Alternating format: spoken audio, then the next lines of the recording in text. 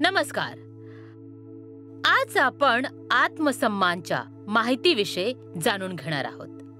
आत्मसन्मान कुणाच्या आपल्या योग्यतेवर आणि नैतिक मूल्यांवर आत्मसन्मान आणि विश्वास आहे.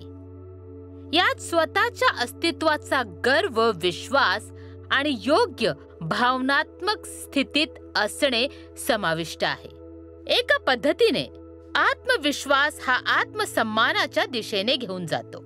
जेव्हा तुम्ही तुमचा आत्मसन्मान जपता तेव्हा तुम्ही तुमची काळजी घेता, तुम्ही स्वतःला महत्त्व देता, तुम्ही स्वतःला प्रवृत्त करता आणि स्वतःवर विश्वास ठेवता की महत्त्वपूर्ण स्थितीत तुम्ही निर्णय घेण्यास सक्षम आहात आणि तुम्ही अनावश्यक पद्धतीने स्वतःला दोष न देता चुकण्यापासून स्वतःला दूर घेऊन जाता. कित्येक वेळा आत्मसन्मान अत्यधिक उच्च आत्मसन्मान बनू शकतो, जिथे व्यक्ती अहंकारी होतो आणि असे मानायला लागतो की तो बाकी सर्वांना मागे टाकू शकतो. कमी आत्मसन्मान असलेला व्यक्ती कायम स्वतःला इतरांपेक्षा कमी लेखत असतो आणि स्वतःला दुसऱ्यांसमोर हीन समजत असतो. संतुलित आत्मसन्मान असणारा व्यक्ती नेहमीच संतुलित, योग्य पद्धतीने व्यवहार करतो आणि स्वतःला इतरांपेक्षा कमी जास्त समजत नाही. लोकांसाठी आत्मसन्मान हा खूपच महत्त्वपूर्ण मूल्य आहे, कारण हे स्वतःसाठी आणि इतरांसाठी प्रेरणादायक कार्य करते आणि निर्णय घेण्याच्या क्षमतेला वृद्धिंगत करत असते. आत्मसन्मान म्हणजे आपली मौल्यवान क्षमता किंवा नैतिकतेप्रती विश्वास आहे. आत्मसन्मानामध्ये स्वतःच्या प्रती विश्वासासोबत भावनात्मक स्थिती सुद्धा सामील असते. आत्मसन्मान म्हणजे आपण स्वतःला कशा प्रकारे महत्त्व देतो आणि समजतो हे आपल्यासाठी आपले मत आणि विश्वासावर आधारित आहे, ज्याला बदलणे कठीण होऊ शकते. हे आपल्यासाठी आपले मत आणि विश्वासावर आधारित आहे, ज्याला बदलणं कठीण आहे हे जाणवतं. आपण याचा आत्मविश्वासाने सुद्धा विचार करू शकतो. तुमचा आत्मसन्मान या गोष्टीलाही प्रभावित करू शकतो की तुम्ही एक व्यक्ती म्हणून स्वतःला पसंत करता आणि महत्त्व देता. तर आज आपल्याकडे राहीबाई पोपरेची गोष्ट आहे. राहीबाई सोमा पोपरे यांना 2020 साली पद्मश्रीने सन्मानित केले गेले होते. त्यांचा जन्म 1964 साली एका भारतीय शेतकरी आणि संरक्षणवादीच्या रूपात झाला होता. पोपरे 59 वर्षीय आदिवासी शेतकरी आहेत, ज्या महाराष्ट्रातल्या अहमदनगर जिल्ह्यातल्या अकोला आदिवासी ब्लॉकच्या कोपले गावाच्या महादेव कोळी समुदायातल्या आहेत. त्या त्यांच्या गरिबीमुळे शाळेत जाऊ शकल्या नाहीत आणि वयाच्या 10व्या वर्षापासून कृषी कार्य आणि गाय पालन करण्यात आपल्या कुटुंबाला प्रेमाने मदत करू लागल्या. त्यांनी वयाच्या 17व्या वर्षी सोमा पोपरेशी लग्न केले, जे अशिक्षित होते. संपूर्ण कुटुंब शेतीवर अवलंबून होते. त्या इतर शेतकऱ्यांना शेतीच्या मूळ प्रकाराकडे परतण्यासाठी मदत करायच्या आणि त्या स्वयंसहायता समूहासाठी उच्च प्रतीची फळ बियाणे तयार करायच्या. त्या बीबीसीच्या 2018च्या 100 महिलांच्या यादीतल्या 3 भारतीयांपैकी एक आहेत. शास्त्रज्ञ रघुनाथ माशेलकर यांनी त्यांना बियाणे माता ही उपाधी दिली. त्या स्वदेशी झाडांच्या विविधांगी संरक्षणासाठी ओळखल्या जातात.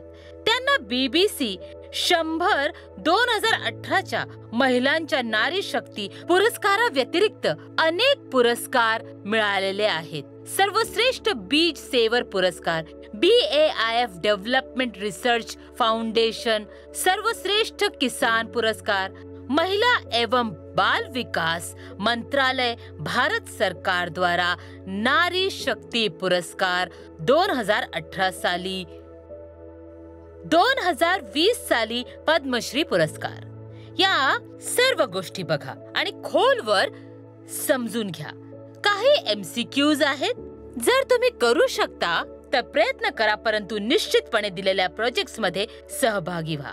जे तुम्हाला आवडेल ते निवडा आणि दिशानिर्देशांचे अचूक पालन करून पोर्टलवर अपलोड करा. 2 गोष्टी होतील.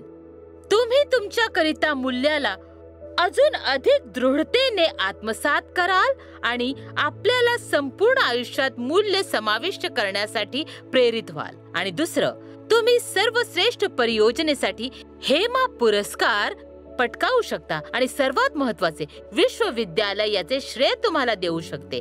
तुम्हाला मनापासून हार्दिक शुभेच्छा. नमस्कार तरुण मित्रांनो. तर तुम्ही गोष्टी पाहिल्यात, त्यांना जाणून घेतलं आणि समजून घेतलं की या गोष्टी का आहेत आणि काय आहेत. आपल्या जवळपास अशा अनेक व्यक्ती आहेत. अशा अनेक गोष्टी बघितल्यात. त्या काय दर्शवतात? ज्या व्यक्ती स्वतःवर विश्वास ठेवतात त्या नेहमी मोठी स्वप्ने बघतात.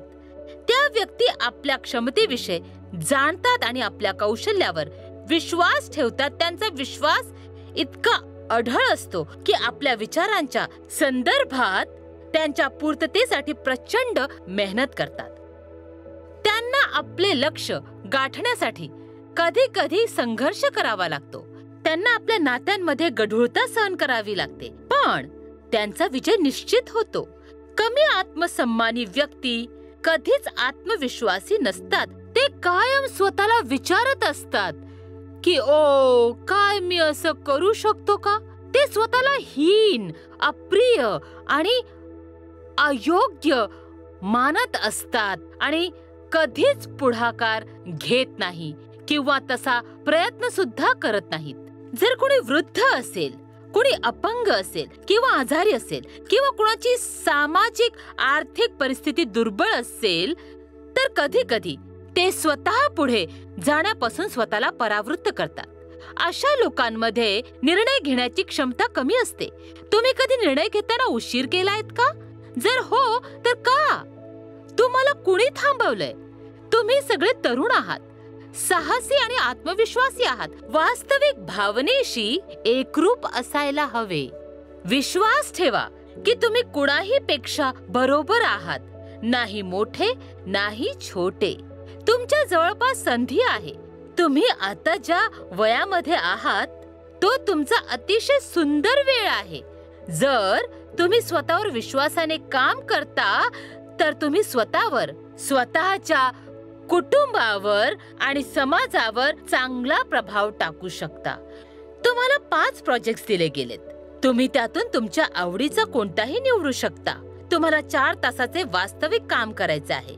कामे जसे की लोकांना भेटणे आणि डाटा जमवणे, व्हिडिओ बनवणे किंवा कागदपत्र तयार करणे. सामूहिक कार्यासाठी टीमची योजना बनवणे.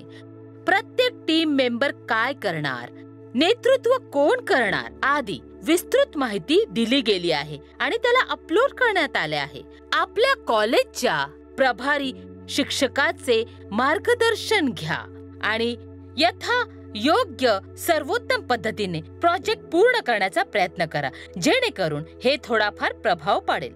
तुमच्याकडे तंत्र आहे, तुमच्याकडे कौशल्य आहे, तुमची आवड आहे आणि सर्वात महत्त्वाचे, तुम्ही खरे साहसी व्यक्ती आहात. कागदपत्र तयार करा, व्हिडिओ तयार करा आणि अपलोड करा. कशाची वाट बघताय? पुढे व्हा.